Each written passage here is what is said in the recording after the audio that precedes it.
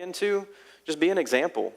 You know, when you come home at the end of the day from a super stressful day at work, do what I do. Sometimes I have like a little detox moment in the driveway, right? I pull in the driveway, I'm like, okay, I'm going to breathe for about 5 minutes. And then you just walk in, and you walk into your home, and you're like, I'm going to be an example in this home. You walk into your kid's bedroom, be an example.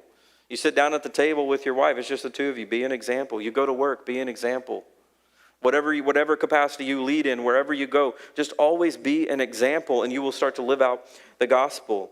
And finally, the best way to live out the gospel is every day, make a choice to turn to God. That was the third thing that Paul said that people were noticing about them, is that people were noticing that they turned from idols to God. That to me communicates it was an ongoing thing that they were having to do. I don't know about you, but every day, if I really want to pursue God, if I really want to live a godly life, that doesn't happen a month at a time. That happens a day at a time, sometimes an hour at a time.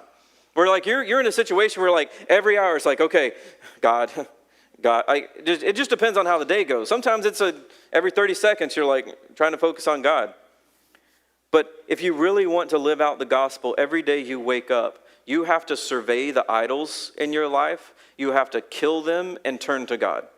It's just something that has to happen every day.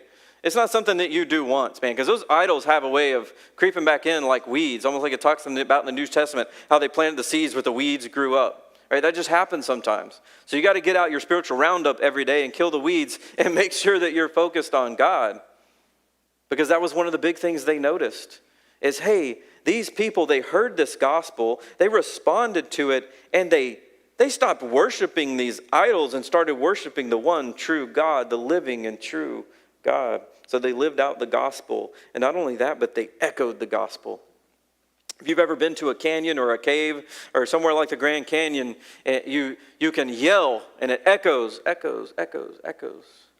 That's what Paul means when he says